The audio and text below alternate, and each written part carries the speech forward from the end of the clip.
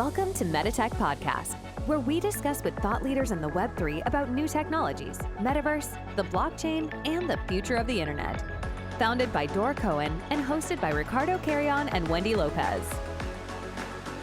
Welcome, everybody. This is Ricardo Carreon. I'm the host of the Metatech Podcast with my co-host Wendy Lopez here, also known as Wendy Supergirl. And we have a very special guest today, a person that's very well known, and it's a podcaster too. So it's funny to have her on the other side of the mic today. But we have Laura Rodriguez, also known as the Miami Ape for a lot of the people in the Latino community. Welcome. Thank you. Thank you so much for inviting me and for having me. And I'm like Laura, the Miami Ape, Laura. Very happy to be here today. Thank you, Laura. It's very special to have you here. Tell us a little bit about yourself. A lot of people, participate in your community in Twitter, go into your content, hear you on your podcast, but they want to know a little bit more about the person behind that and what has been your journey in the Web3 space. Absolutely. I'll try to keep it brief, but many times I feel like intros are like the hardest part when you try to like condense so many things, but I'm sure that we'll elaborate on some of them after. My name is Laura. As I said, I was born in Colombia, grew up here in Miami, and I am the founder of the Miami Ape, which is a media company and also focusing on community building as well as advising. I've been one of the female leaders within the Latin American space, but also doing not only the conversations in English and in Spanish, and then trying to bridge that relationship and that gap that in this space I found very early on, where I didn't see a lot of women representation and I didn't see a lot of minority groups kind of taking the mic and having these conversations. The whole Twitter journey, the whole NFT journey started with a lot of curiosity through my partner and then me wanting to learn a little bit more about what is this crazy world of NFTs? I don't get it. Why would I want to buy a picture? Oh, wait, it's not just a picture. And before that, I was collecting some cryptocurrency and I was, investing a little bit, but I didn't fully grasp all the possibilities that could go on beyond just holding a token. So once I learned about that, I started to just want to learn more and things kind of snowball. So I think that I became accidentally this content creator that has become so passionate about the space. And this has been through the multifacets that the space brings. So I have a background in social work. I have a master's degree in social work. So I dedicated a lot of my life to, mental health, working with different types of communities, nonprofit organizations. And parallel, I always worked in the music industry too. So the space, the Web3 space, allowed me to truly embrace all the different aspects of life that I have done, from event planning to working with musicians, working in award shows, and then the social impact that you could create. So far I'm focusing on the company. I'm focusing on being a host as well. So I have my own podcast and I have the Twitter spaces that I run in order to gather the community. And I built a sub-community called Latinos in Web3, which the idea has always been to empower more Latinos, people that look like us, but also invite others that perhaps are not from the Latino community, but are big people that care enough to make a seat at the table for us. Now I'm part of the Board of Council, and I'm just doing all the things, having a lot of fun and following my passions. This is a space that allows you to do a lot of trial and error and a lot of exploring. So I have explored many different areas that I never thought before that I was good for or that I would enjoy. So this is like the most exciting part to me, that we continue to grow every day and learn from so many people in the space. That sounds great. It seems like you started to, I don't know if it was what was first. It's kind of like a chicken or the egg. But if you started first with NFTs and then you become this media empire, or you started with the communication and bumped into NFTs, what was first for you? So for me, it was more the NFT aspect of things. So it started as a collector, and us, when I say us, is my co-founder, who's my boyfriend, and I kind of like talking, deciding and saying, hey, let's buy the Bored Ape. And we were already in the NFT space, but like the Bored Ape was a very like real decision because we didn't mint the ape. So it was like, which one are we gonna get? And then we named it the Miami Ape. And I was already active a little bit on Twitter, but I never thought of social media as a platform that could be so important. And perhaps that's like the misconception that sometimes as humans we create about things that we don't know enough about, right? So like how many people right now think like, oh, NFTs are a scam? Yes, there are scams within the Web3 ecosystem. There are people out there that are just trying to be there for the cash and just, run away. But the reality is that the technology is so much more than that. So going back to when I first got into the space, I didn't realize the power that it was to have a voice within the space, or that to grow a following, or to have a community, because I thought that social media was just very shallow and it was like a conversation that I could just have to a camera and then post it, and that's it. And Twitter Spaces kind of changed the game, just like Clubhouse, where more people from the community could come up and ask questions, that you have the same interests, and you're kind of like meeting up and you're really getting to know people a little bit more in depth than just like in a few characters or in a video that they're posting and you're not having a conversation. So that's where the media part comes in, that I didn't even think about it. It was more like I wanted to be speaking in a Twitter space, and I was just like listening, and I'm like, they all look the same and they don't have like this great opinions that like I want to be part of the conversation. And I was like, I mean, they're not going to let me be part of the conversation, then it's fine. Like I could create my own space too. And that's what I encourage people to do too. We cannot wait around for someone to give us like the mic to speak. It's like we have the platform, and it doesn't matter if you have 100 followers or if you have 1,000 followers or 10,000. It's like start somewhere and start having those conversations with people that that maybe think like you, maybe think differently, that you could teach you something. Yeah, no, I would like to ask you, go ahead. I'm sorry. Go ahead. I really would like to ask you, what has been the biggest challenges? Because especially I am also Colombian, and sometimes you feel intimidated. I don't know if you, but I do feel, especially because I haven't lived in the States. So when I'm in a space that's full of English speakers, like you feel so intimidated, like to pronounce a word that is not correct, so sounds funny or sounds wrong. What has been these kind of challenges and how you have faced them? Because that is very interesting to see.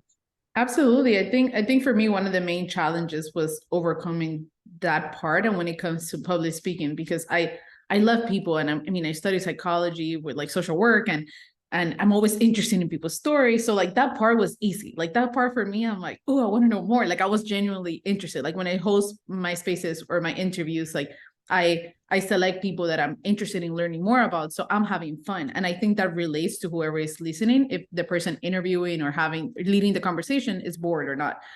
But when it came to public speaking in a conference, I was like, wait, what? Do I have to go to what? For what? No, I want to be like, I'm at home. Like I'm at home with my phone. That's it. Like this is good enough. So when it came to public speaking, I think that was like me pushing out of my comfort zone and saying, if I really mean what I'm saying online, right? If I'm saying like, hey, this is a message that should be expanded, and it should be, like share with so many more people, and we should be onboarding more people, and people should be more educated, and blah, blah, blah. And I really do think that I'm adding value. How could I say that now I'm just so terrified about public speaking that I'm not going to do it? So every opportunity that I got, I did it scared. That's the reality. And for me, that has been like the biggest challenge. That like, thank God I've had a lot of mentors and friends in the space that would hear me out. They're like, hey, Laura, I think that you would be great for this. I'm like, me? Yes, now? Yeah, go on stage. I'm like, I got this, and many times it's like, if I would have dwelled on it too long, I wouldn't have done it. So to me, one of the biggest challenges is overcoming things that you might believe you're not great at. And all it takes is a little bit of courage and like not overthinking, and say like, I'm just going to go for it. And maybe this time around, it's not going to be perfect. Like the first time I did it, we're like, oh, you weren't nervous. I'm like, I was terrified. I was like, I wasn't nervous. I was terrified. I think I forgot to say that like half of the things I wanted to say, but the reality is that I was like, okay, I'm going to get better every time. And by the last panel that I did in New York, now in December, I left that panel and I was like, oh my God, like I felt comfortable. Like I almost Yeah, like Every word natural. that I said, I was like, every word that I said was intentional, and I thought about it, and I meant it. I wasn't rambling, and I paused, and it wasn't like me faking this, like I'm gonna do a good job. And that doesn't mean that I wasn't nervous right before I went on stage, but I think that, you know what, sometimes we just have to practice things that make us uncomfortable if we believe that's part of the process, to either share our message, to embrace opportunities that we're giving. And that's tough. And it's tough because some days you're going to be more like that, like how I felt in that panel in New York. And maybe in another panel, I might not feel as strong. And that's part of it. And realizing that there's beauty in the fact that you're getting out of your comfort zone. And whenever I said like a bad word in English, or like I mispronounced something, I'm like, I'm going to roll with it. It is what it is. Next time I'll learn from it, but I cannot allow me mispronouncing one word for my whole message or my whole being to be to now point fingers at me and say, oh, you're not as smart. I am smart. You know, like I do bring something to the table. I'm not the expert of the experts, but neither are you. So I think that grounds me, you know, to understand that you're not perfect, but I don't have to be perfect. So if I was reaching for perfection, I would never get started. And I'm going to stop now because I could just talk. No, that's great.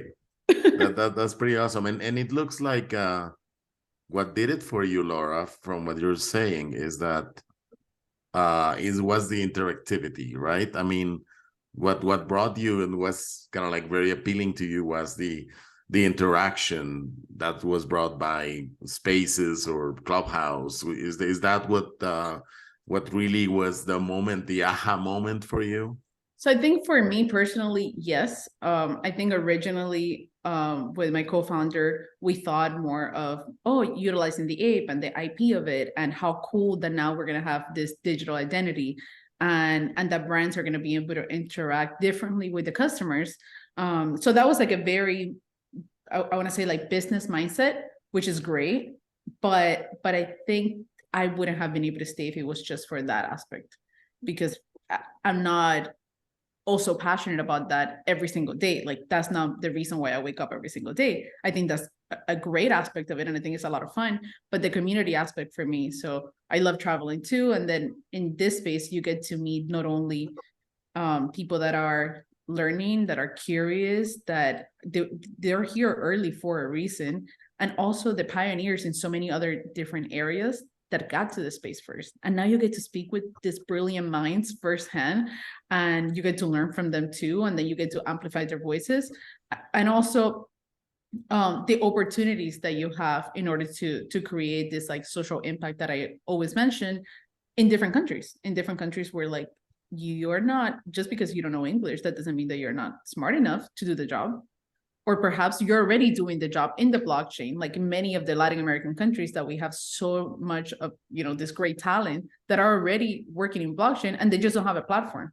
So it's like, how exciting that if I get to build this platform, if I get to do all these things, then I get to highlight them. Maybe you have 50 followers and you're like, oh, but no one's going to listen to me. I'm like, you have so much to share. Like, let's share it, you know? And to me, that's exciting because it gives meaning and purpose to what you're doing beyond you wanting to get praise for something. And I think that that's where like the influencer mentality or world didn't make sense to me. Like, that's not who I am. I could care less. Like, that's fine.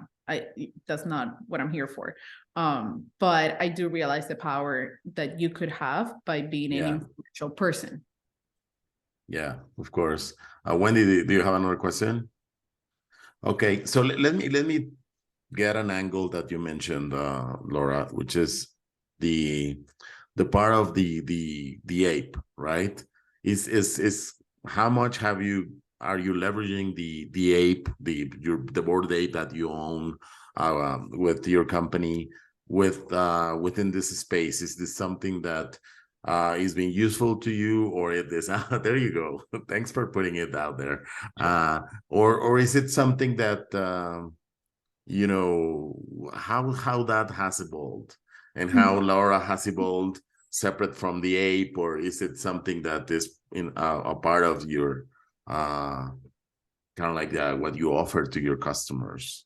I think as far as the ape, I think it's been the whole idea of playing with like a digital identity, right? So I feel that many people now, like friends or not, like if they see the ape, like no longer is 9300. It's like, oh, that's the Miami ape with like the shades, and he has the little earring, and it has like a ripped shirt. Like a lot of people recognize that as a brand, as a name, as a brand. and not just. I do recognize you. Like I see the ape, I'm like this floral.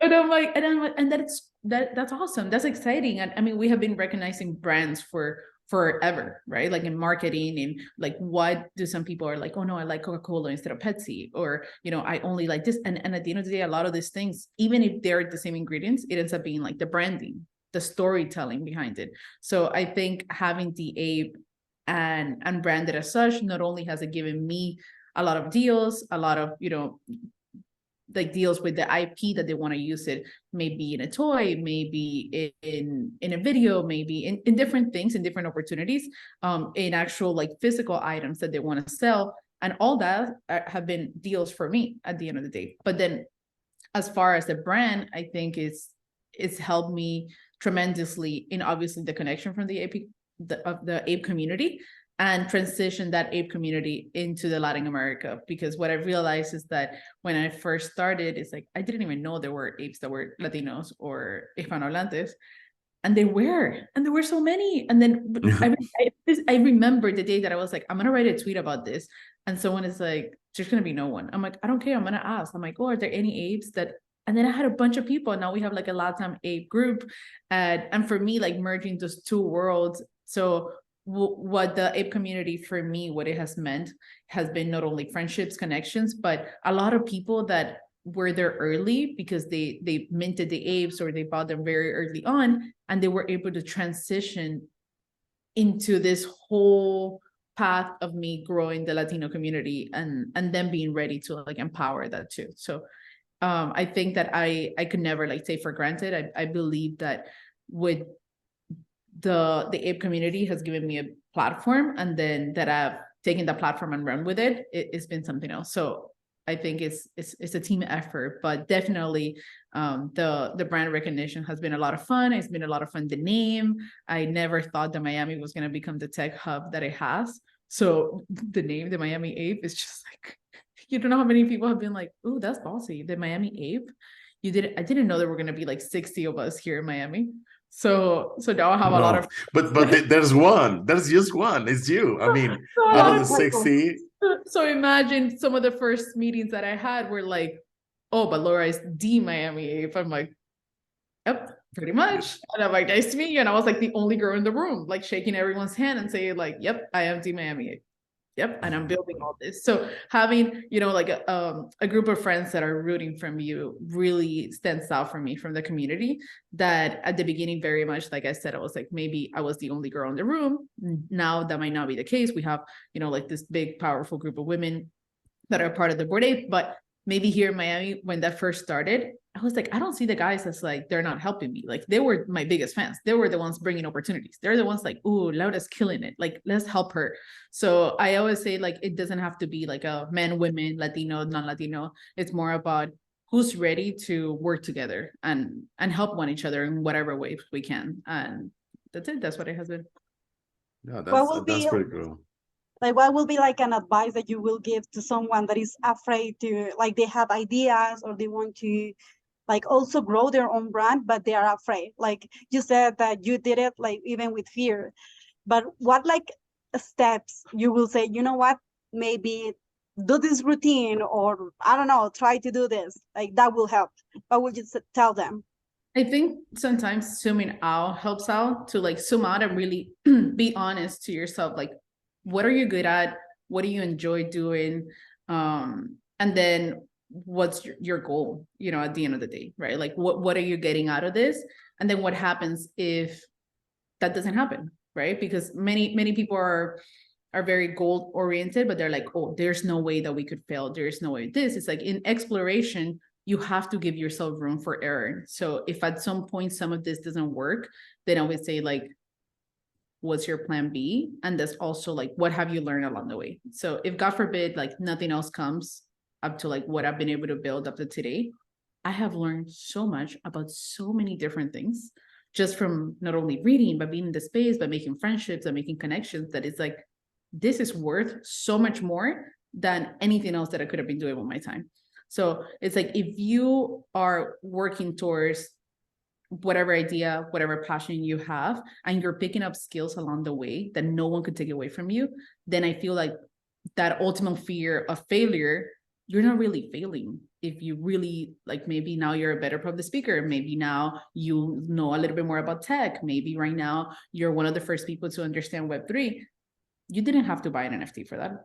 So there are a lot of tools and resources that we have in our hands. So for anyone that's like scared of doing something, don't overthink it. And we all overthink it. You know, with that being said, it's not that sometimes I have to tell myself that. Like many times I'm sitting here, I'm like, oh, I'm going to do it next week. I'm going to start the following week. I don't have the right mic. I don't have the right mic. Like I have my mic here. Like I don't have the, no, I'm like, just do it. So while we seek perfection because maybe we're scared of failure or we're scared of what other people might think, in actionable little steps is when we achieve what we have. Like, I don't know, the biggest successes, at least in my opinion. Yeah, no, that's very cool. And Laura, tell me a little bit about the community, in particular, you know, the Spanish speaking community in the US, which you are a big leader and you are, you know, you have this community in Twitter and I'm sure in some other platforms, but you know, tell me about that and how do you see that evolving, the Latino community around Web3? I honestly am like, I would love for people to be more engaged. I understand that sometimes it's really hard because there are so many different channels of engagement, and many times it's like you have a Discord, but maybe you have a group chat, and maybe you have Telegram, and you have WhatsApp, and you have Twitter, and then you have a Twitter community. So I'm still in the process of figuring it out, what is the best way for it to be something that continues to be fun, like an easy way to continue to empower one another, to find out what are we doing, to continue to share jobs and opportunities, but also to not create another task in your day that you're like, oh God, now I also have to be checking this other little window. And that's why maybe I've waited so long to take it out of Twitter. And many people have asked me, they're like, oh, Laura, but like, can we have a Telegram group? Can we have a Discord? Can we have something else? And maybe it's my own fear of, do I want to ask people for more of their time? You know, do I want to ask people for more of these? So I might, how I see it is like, the more that I think about it, the more that people ask me, I see a transition outside of Twitter in order for it to be more of like a chat where we could actually like have more like one-on-one conversations, maybe get to know one another more. I already started last year with actually in-person events, and that was so much fun, and that was great, and I loved in that. Miami. In Miami, yeah. I had like 2 big events in Miami. I had one that was like a happy hour, and that was great. That was like my trial run, and that was so much fun. And after that, I was like, okay, I feel more secure. And then during Art Basel, I had like over 200 people that came in, and I joined the Board Ape community with the Latinos in Web3 community, and that was so cool because so many relationships were born from that like, they're working on projects together. Maybe they're doing a business. Maybe they're just friends now. And now next time they come to Miami, they're going to hang out. So that was really beautiful. But of course, I want to maybe do something online for people that are not in Miami and have that opportunity to network maybe more comfortably. But perhaps I'll just start small. Like I like doing that. I was like, I like doing things like I'll start small, maybe with the people that are more engaged, and then I'll start that group that way. And whoever wants to add value and they want to be active, then I'll start adding them to that baby group and grow it. Yeah, that sounds great. So that sounds really cool. I think that we will have another 5 minutes or so. I would like to know about where do you see the future of the Miami Ape, and where do you see this going in this year and next year, the evolution of this of your project? Well, of the brand as a whole, I mean, I see it continuing to onboard many brands coming into the space, continue to partner with the people that are here for a long-lasting economy or a long-lasting project. I'm super excited to work with that. Probably more IRL events like I've been doing here in Miami. I did one in New York too. So I'm trying to pick a few cities where like we want to have this meetups at. So definitely more of that. The podcast, continue in the Twitter spaces, continuing to add value in different avenues, and perhaps like even something a little bit more immersive with the technology. So there's something that is in the works. So maybe using the IP of some of the NFTs that I own and creating something fun. You know, at the end of the day, like I want to make sure that I'm not only educating, having fun, giving back. I work with a lot of nonprofits. So I hope that, you know, I do it, I want to say like every 3 months publicly. And like I encourage others to like donate to nonprofits here in Colombia. So perhaps do something more often, or just big starting organizations that I want to work throughout the year that people could always know, like, hey, you know what, if I want to do this, let's go for it. So there's many different aspects that I enjoyed. I think attending some of the conferences, I'm going to try to attend less this year just to make sure that I'm not driving myself crazy and traveling all over and, you know, doing all this crazy things. But like the ones that are really gonna like make a difference. So attending to those and continue with the job posting. I think the job posting that I do every Monday has gotten a lot of people great opportunities.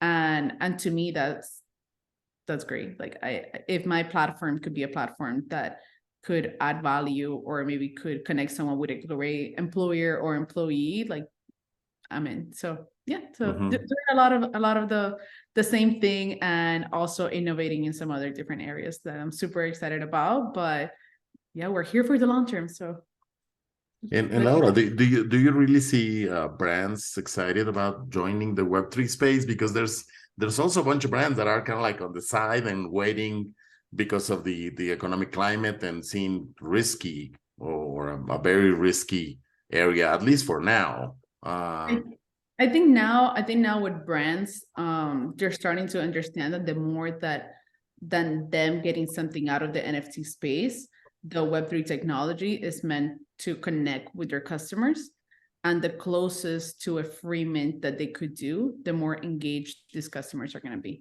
So I think that this market has allowed us to take a step back and really see what works, what doesn't work, and that you have to read the room, and that you have to work with people that have been in the Web3 space that know how to read that. And many times that doesn't mean that you're going to work independently. Like if you have a marketer from your Web2 company, if you have an advising team, like we could all work together. But I think it's really important for the brands to realize that you might already be making so much money, but in this new technology, it's just going to continue to get better and to improve, and that you want to have this one-on-one relationship with your customer. You know, you want this direct knowledge into what is it that they want, and that's what they're missing out if they're not in the space. And if they're coming into the space just to add value to your customer, it's like, thank you for being like, I don't know, a loyal customer of ours.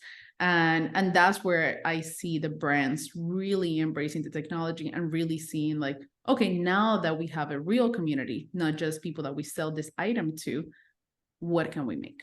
And that's when we're gonna see those real true fans come up and say, like, you know what you should be doing with your brand is have fans, not only customers, have fans, right? Yeah. And I feel like once you listen to them directly, they're gonna feel empowered to give you like that $1 million idea that maybe your design team didn't come up with, and it was just a fan maybe created some cool art for you, and that's what they ended up putting in, I don't know, the Super Bowl commercial. And I see that as, you know, the creators economy taking full force, and for regular people that perhaps don't have this big voices end up having front and center. So I'm excited for that. I'm excited to see so much talent and so much creativity coming around. So. Right. Do you have another question, Wendy? We're about, you know, kind of like at the last couple of minutes. I want to ask, but the sound is killing me that so I think it's fine. All right, Laura, do you want to give us some parting comments on your side to close this great conversation? Sure. I mean, I would say that if you like what you heard, I'm like, make sure to follow me at the Miami Ape on Twitter, on Instagram. If you ever get like a random message asking you for money, it's definitely not me. If you like click on the link, like we see so many scams lately. If you are new to the space and it sounds like, I don't know, completely foreign, don't worry, take your time.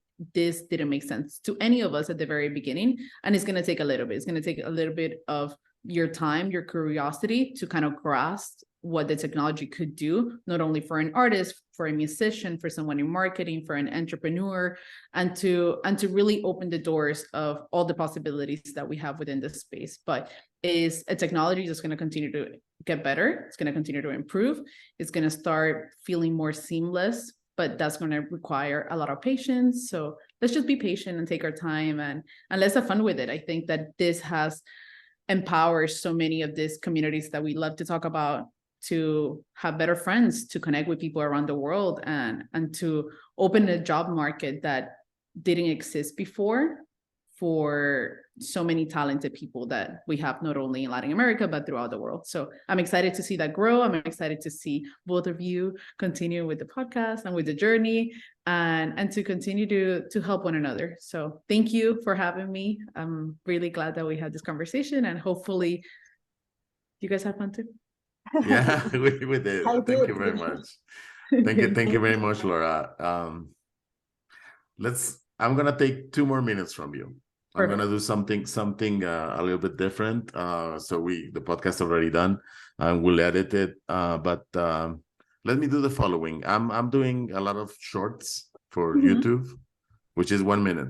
Okay, so I'm gonna shoot you some quick questions, but you need to respond really quickly, because if not, we'll go over the 1 minute. Yeah, so it's gonna be very easy. I'm gonna ask you for your name. So just respond that, your nickname, the Miami Ape, of course. What are you passionate about?